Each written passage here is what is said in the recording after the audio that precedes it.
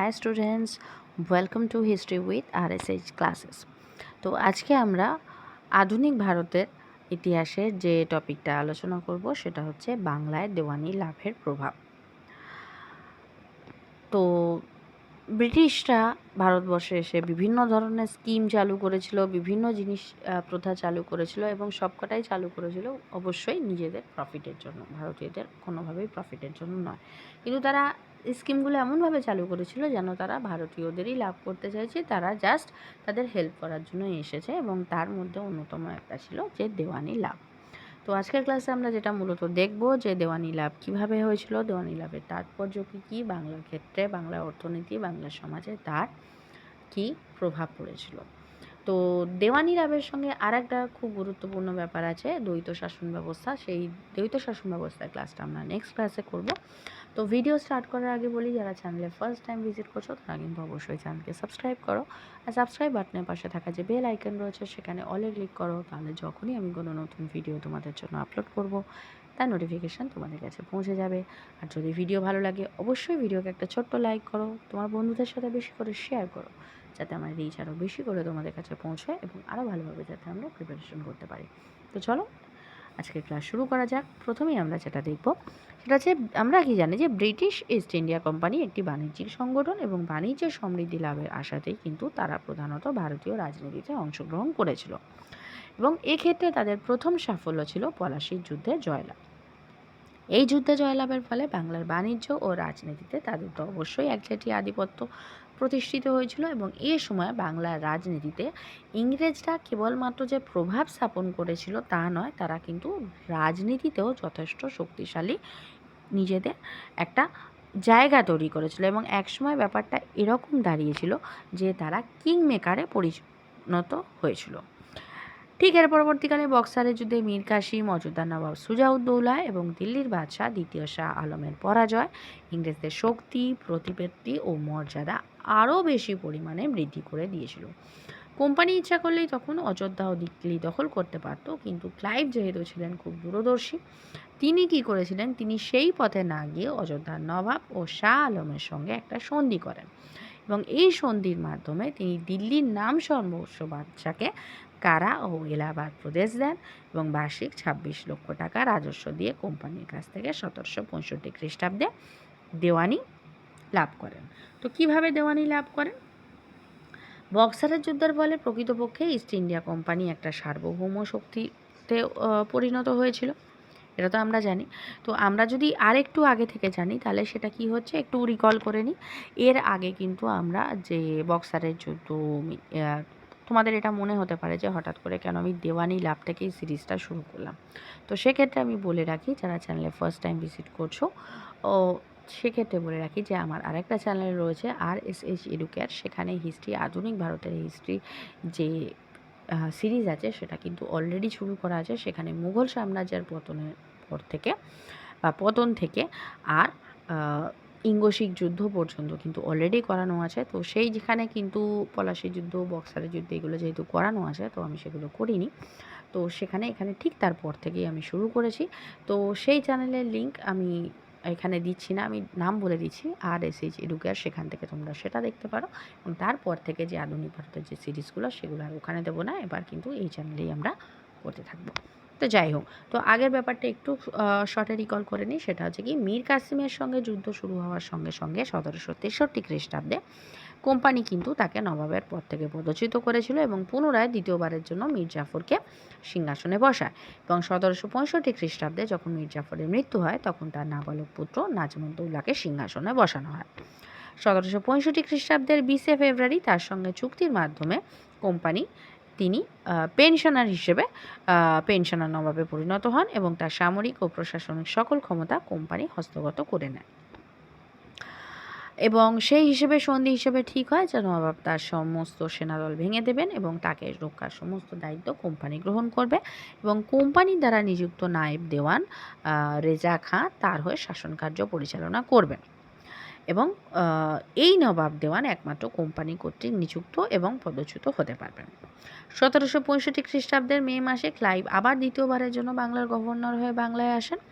তো বক্সারের যুদ্ধে জয়লাভের পরে কোম্পানির ক্ষমতা ও মর্যাদা তখন প্রচুর পরিমাণে বৃদ্ধি পেয়েছিল এবং কোম্পানির সেই ক্ষমতার কোনো কিন্তু আইনগত ভিত্তি ছিল না, এবং সেই আইনগত ভিত্তিকে আরও দৃঢ় ভিত্তির ওপরে স্থাপন করার জন্য বক্সারের যুদ্ধে পরাজিত অযোধ্যার নবাব সুজাউদ্দৌলা এবং দিল্লির নাম সর্বস্ব বাদশাহ শাহ আলমের সঙ্গে কোম্পানির একটা চুক্তি হয়। প্রথমত এলাহাবাদের প্রথম সন্ধি, যেটা 1765 খ্রিস্টাব্দের দ্বারা অযোধ্যার নবাব সুজাউদ্দৌলা কোম্পানির সঙ্গে আত্মরক্ষামূলক মিত্রতা নীতি স্থাপন করেন। তার ফলে তাকে যুদ্ধের ক্ষতিপূরণ হিসেবে কোম্পানিকে 50 লক্ষ টাকা এবং কারা ও এলাহাবাদ প্রদেশ প্রদান করতে হয়। আবার ঠিক এই সময় দিল্লি ইচ্ছা করলে কোম্পানি দখল করতে পারত। এক্ষেত্রেও কিন্তু ক্লাইভ দূরদর্শিতার পরিচয় দেন এবং তিনি সেক্ষেত্রে কী করেন, তিনি দিল্লি সম্রাটের কাছ থেকে বিন্দুমাত্র তার ক্ষমতা যেহেতু ছিল না, তিনি সেটাকে আইনগতভাবেও কিন্তু ব্রিটিশকে আইনগতভাবে তিনি যেহেতু ভারতের সর্বময় কর্তা ছিলেন, তাহলে সেই হিসেবে তিনি ফরমালি তার কাছ থেকে একটা আইনগত অধিকার আদায় করতে চাইছিলেন। সেই হিসেবে 1765 খ্রিস্টাব্দের 12ই আগস্ট শাহ আলমের সঙ্গে তিনি এলাহাবাদের দ্বিতীয় সন্ধি করেন এবং সেখানে কারা ও এলাহাবাদ প্রদেশ এবং বার্ষিক 26 লক্ষ টাকা ট্যাক্স বা করের বিনিময়ে কোম্পানি শাহ আলমের কাছ থেকে তিনি বাংলা, বিহার ও উড়িষ্যার দেওয়ানি অর্থাৎ রাজস্ব আদায় ও দেওয়ানি বিচারের ক্ষমতা লাভ করেন। এতে স্থির হয় যে বাংলার রাজস্ব থেকে বাদশাহকে তার প্রাপ্য বার্ষিক 26 লক্ষ টাকা এবং বাংলার নবাবকে শাসন পরিচালনার জন্য বার্ষিক 53 লক্ষ টাকা দেওয়া হবে এবং এর উপর যা উদ্বৃত্ত থাকবে তার মালিক হবে ব্রিটিশ ইস্ট ইন্ডিয়া কোম্পানি। এবং মজাটা এখান থেকেই শুরু হয়েছিল। তো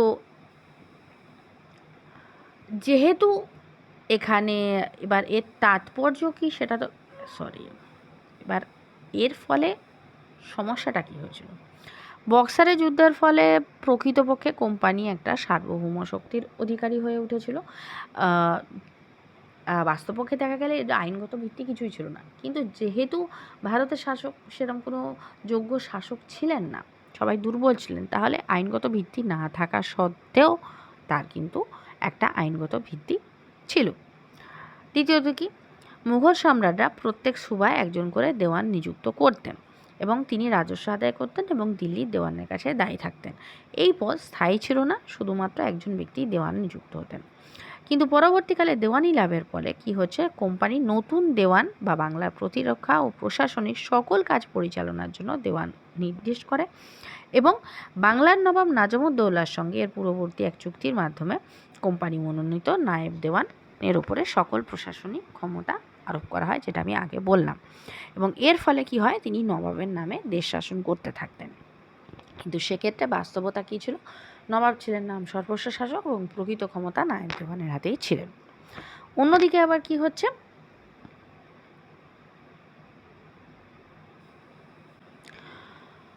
শাহ আলম ছিলেন নাম সর্বস্ব সম্রাট।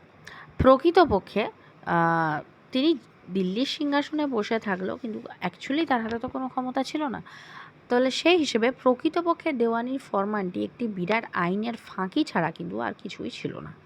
এর আগে নাজিমুদ্দৌলার সঙ্গে সন্ধি করে কোম্পানি যে ক্ষমতা অর্জন করেছিল নাম সর্বস্ব সম্রাটের অনুমোদনের মাধ্যমে, ক্লাইভ সেটাকে লিগালি বা বৈধ করতে চেয়েছিলেন মাত্র, আর কিছুই না। তার প্রকৃত উদ্দেশ্য যেটা ছিল সেটা হচ্ছে বাংলার রাজস্বের ওপরে কোম্পানির পূর্ণ এবং আইন অনুযায়ী কর্তৃত্ব বা আইনানুগ কর্তৃত্ব। দেওয়ানি লাভের মধ্যে ক্লাইভ ফরাসি, ওলন্দাজ প্রভৃতি বণিকদেরও কিন্তু শান্ত করে রাখতে চেষ্টা হয়েছিলেন। কোম্পানির সরাসরি শাসন কার্য পরিচালনার অংশ নিলে তারাও কিন্তু এক্ষেত্রে ঈর্ষান্বিত হলেও কিন্তু তারা সরাসরি বিরোধে যেতে আর রাজি হয়নি। অর্থনৈতিক দিক থেকেও বাংলার দেওয়ানি লাভ ছিল কিন্তু যথেষ্ট তাৎপর্যপূর্ণ।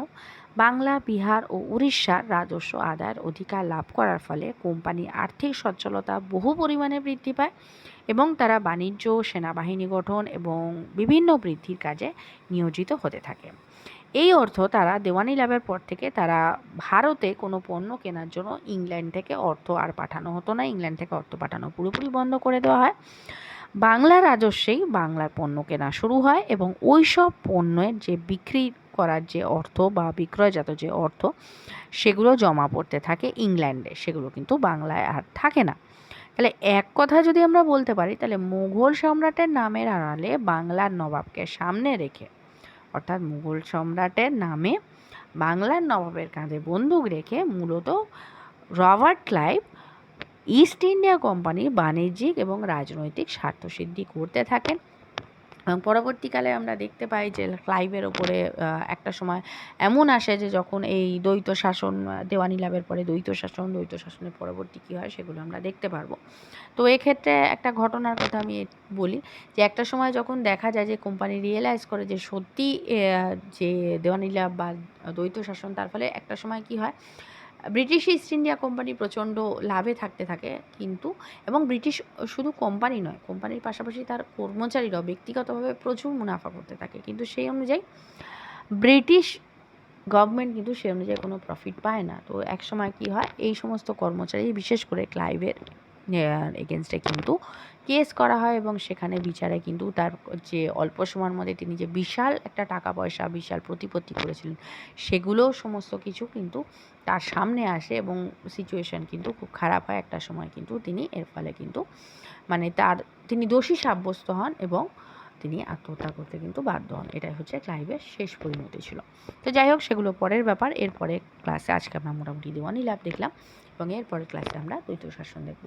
তো আজকের ভিডিও এই পর্যন্তই। যদি ভিডিও ভালো লেগে থাকে তাহলে অবশ্যই ভিডিওকে একটা লাইক করো। যারা নতুন চ্যানেলকে সাবস্ক্রাইব করো, সাবস্ক্রাইব বাটনের পাশে থাকা যে বেল আইকন রয়েছে সেখানে অলে ক্লিক করো, তাহলে যখনই আমি কোনো নতুন ভিডিও তোমাদের জন্য আপলোড করব তার নোটিফিকেশান তোমাদের কাছে পৌঁছে যাবে।